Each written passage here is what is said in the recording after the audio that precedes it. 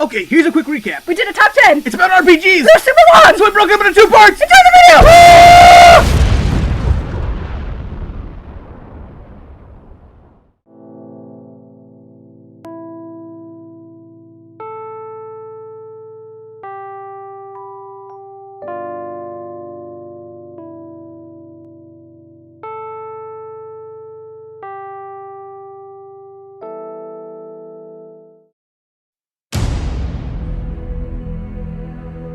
Knew at least one of these games had to make the list, and what a game it is. Fire Emblem Awakening. Okay, so, the Fire Emblem series. One of the granddaddies of all RTS and RPG games. With a vast complexity and difficulty rivaling that of the depths of hell, it is the one system that enacted the permadeath in RPGs, enabling you to lose a character who is dead and stays dead. One of the first pioneers of the system. So, you can thank Nintendo for that little heartbreak mechanic. You bastards. So, time for the story. You are the hero, a small but intricately customizable character who has lost their memory. You are on the verge of death when Prince Chrom, a leader of a band of famous mercenaries, finds you and nurses you back to health. From here, you join them on their journey as they try to stop the world from falling into ruin at the hands of an ancient evil, all while being plagued with horrible flashes of your possible future. Fire Emblem excels in their style, strategy, combat. No matter how old the series gets, it always manages to reinvent the wheel. You start off with a basic stock of characters such as mages, knights, cavalry, infantry, and bowmen, but this quickly grows and evolves into massive options ranging anywhere from battle mages to wyvern riders, and still the complexity deepens. Each character has their own story, and each is more interesting than the last. Additionally, each character is a part of a marriage system, enabling you to pair off characters and have their offspring join the fight with the best of their parents' abilities. I mean, the complexity and depth is just amazing. Nearly endless armor and weapon customization, great skill-based leveling per character, and fast, fun, addictive gameplay. And the graphics and musical score will astound you. The cutscenes alone are amazing in and of themselves, but the soundtrack is gorgeous.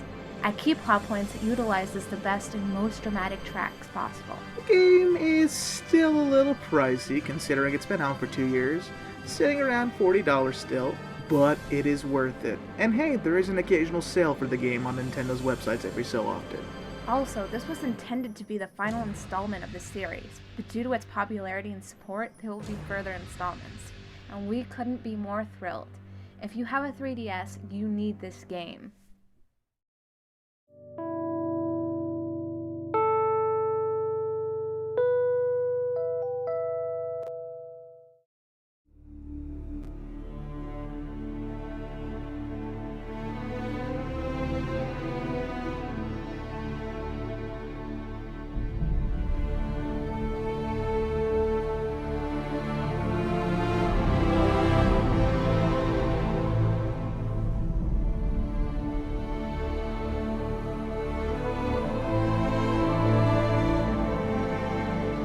Rule number 2, my dear people, any game is up for grabs. And while originally we had Origins up for this slot when writing this, after playing it, we had to acknowledge its greatness. You are the Inquisitor, a man or woman who has seemingly been blessed and brought back from the Fade by Andraste. Your charge is to stop the breach, a tear in the veil which sends hordes of demons into Thetis. Using your diplomacy skills, Inquisition forces, and spy network, you will either rise up to the occasion, stopping the breach from consuming Thetis, or fail and watch the world perish into darkness once more. This game is simply massive, having at least 10 huge sandbox-esque MMO environments populated with massive quests and engaging characters. Unlike, another recent release I know of, Destiny. It also has an amazing combat system utilizing the best aspects of Dragon Age Origins and Dragon Age 2. It blends the action-based combat skills of Dragon Age 2 and a complex top-down strategy system previously seen in Dragon Age Origins. Add to that an amazing armor and weapon crafting system, and you have a sturdy spine to build off of in this great RPG. Oh, and the musical score's divine, tinged with some Lord of the Rings-esque inspiration. Top this bad boy off with BioWare's signature great characters, amazing dialogue system, ingenious war resource system, and you will watch yourself wither away as you spend upwards of 100 hours pouring into the world of Inquisition. Oh, and the dragons. Dear God, the dragons. Okay, so remember what we said about dragons on Skyrim slowly turning into messy, annoying flying rats after a while? Well, that is not the case here. In Inquisition, these guys are extinction-level events, having about 10 or so high dragons scattered throughout Thedas. You're granted a peek at these baddies early on in your adventures, but trying to fight them will land you in a world of hurt. You need to level, prepare, and strategize if you want to conquer any of these massive beauties, and all of them are unique with their own abilities, strengths, and weaknesses. Skyrim may have resurrected dragons, but Inquisition perfected them and gave them back their bite.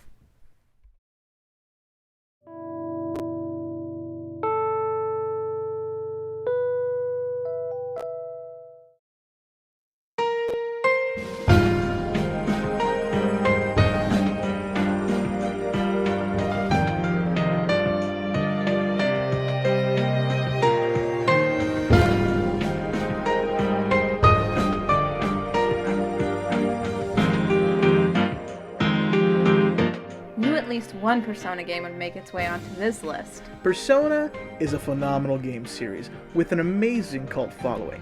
It takes the best aspects of life sims, JRPGs, and Pokemon, it puts them all into this little blender and sets them to delicious.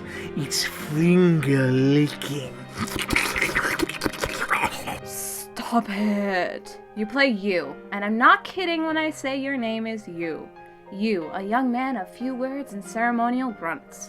You have moved to the small town of Inaba for the year, spending time with extended family and hopefully making long-lasting connections. And then the murder happens! A set of bizarre and ritualistic murders begin to take place as people are thrown into a bizarre world within televisions and are murdered by monsters known as shadows. Gaining the ability to use Persona, the inner aspects of yourself, while you and your friends rush to find the murderer. The game follows an ingenious system for leveling and gaining abilities for your Pokemon demons called Persona. Using a big aspect of life sims, you literally live the day in the life of a student as you forge relationships to gain more powerful monsters and abilities. This also is a way of using the fusion system in which you combine those various monsters and demons or mythological characters to make even more stronger ones. You want to have Thor, Loki, and Odin in your party? Go ahead. You want the devil himself to be under your control? Why not? Hell, even death itself is able to be mastered under your control. All is needed is a little time, effort, and patience. On top of that is the amazing social link system, which creates amazing character-to-character relationships. As you slowly progress through the story, you piece together the mysterious natures of not only your friends, but the townspeople of Inaba. Couple that with randomized dungeon crawling, addictive turn-based combat, great weakness exploit systems, and an amazing, surprisingly touching story, you get a winner beyond measure. We should point out that this version is an HD remake for the PlayStation Vita, but the amount of content they added here is awesome. There are more personas, characters, dungeons, enemies, endings, scenarios, I mean the list goes on. The original version of this game was for the PS2, but was also re-released on the PSN, and it is at a great price of about $7. However, the golden version, which is by far the superior version, is about $20. If you ever want an amazing, heartwarming experience about friendship and murder, then please track this puppy down. You will not be disappointed.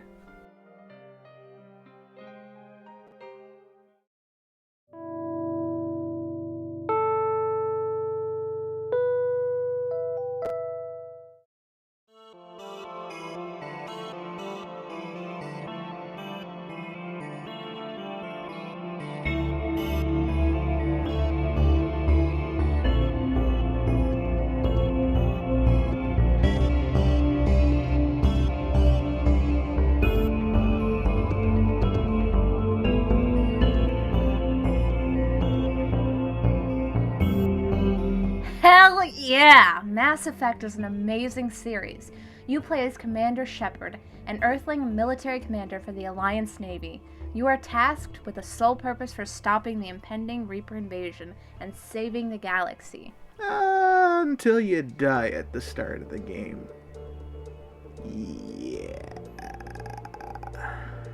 Yeah, you're pretty much made dead at the start, to the point of overkill. But space magic! You are revived by the human terrorist extremist organization known as Cerberus. Restored, you and your crew then take on the task of hunting the Reapers and solving why human colonies are going missing in the quadrant. Okay, first off, this is an amazing game. It has all the markings of a classic: dynamic characters, living environments, epic score, great combat, and an amazing story. This is a weird hybrid taking on the mantle of a third-person shooter RPG, but my god does it get it right! The combat is fluid, addictive, and fun as hell. The dialogue is polished to perfection with BioWare's stamp of quality, and every character and bit of lore is more interesting than the last. This game has a great sense of scale and scope that few RPGs manage to follow. You really get the sense that the universe is on the verge of peril, and your crew is shaken as they are placed on the suicide mission for the greater good. This is not only how you make a game, but how you make a sequel, people. Take note. And to all those who are asking why not put 1 or 3 on the list, here's the thing. And while 1 presented the great opportunity and presentation from BioWare, it lacked the polish it had from 2. Here's looking at you, Mako.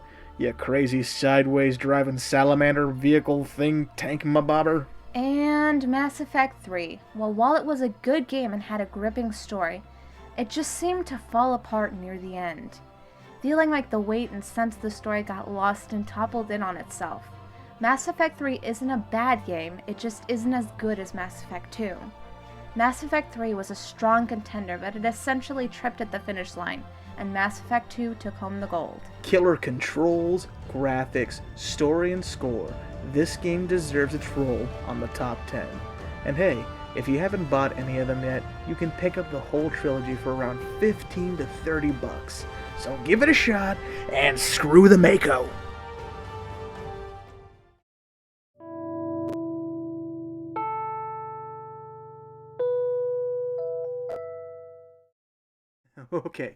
Okay. Nothing is more heartwarming and goosebump-inducing for us to hear at CHG than the intro you're about to witness. Roll it!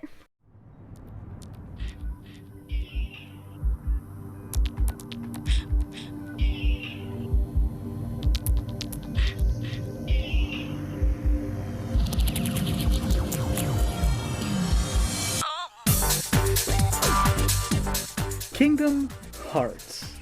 Wow, okay. What a marvelously wacky idea. I mean, Final Fantasy and Disney, who the hell thought that was going to work?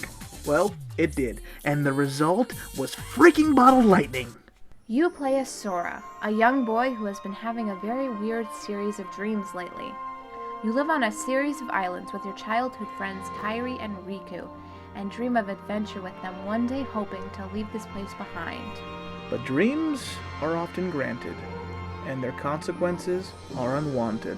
Couldn't be more right, bro. Riku, becoming corrupted by the power of darkness, causes your world's corruption and inevitable loss. This leaves Sora to search throughout the foreign worlds he so desperately sought out for Riku and Kairi, with the help of Donald and freaking Goofy. Being that Sora is pure of heart, he is granted the ability to wield the Keyblade.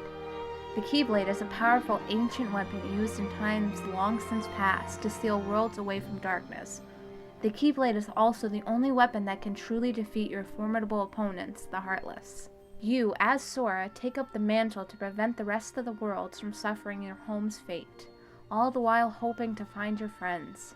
And good God, that sounds sad when you say it out loud. Sad or no, it is an amazingly deep and complex story that spans surprisingly over 7 games. Soon to be 8 if they ever freaking finish 3. Hurry up, Nomura.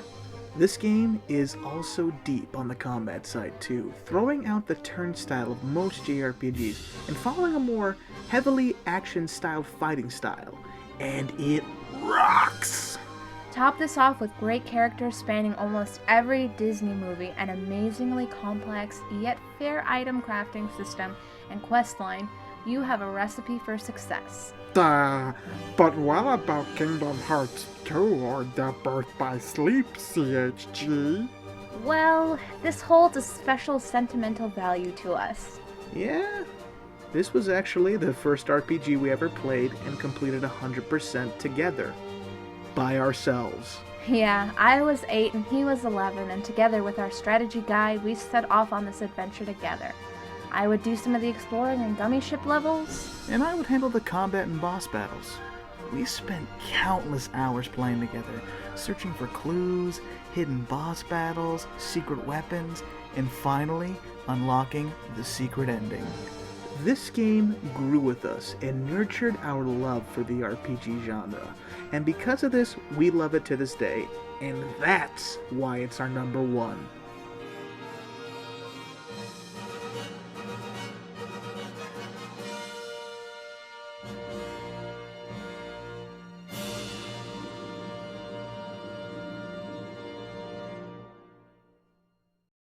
Hey guys, thanks again for joining us on this video today. We really appreciate it. And if you want us to continue doing this, then hit the like button and subscribe. And if you could, share this video so we can grow with the channel together, it could be pretty awesome. Well, thanks again for watching, and see you guys in the next video.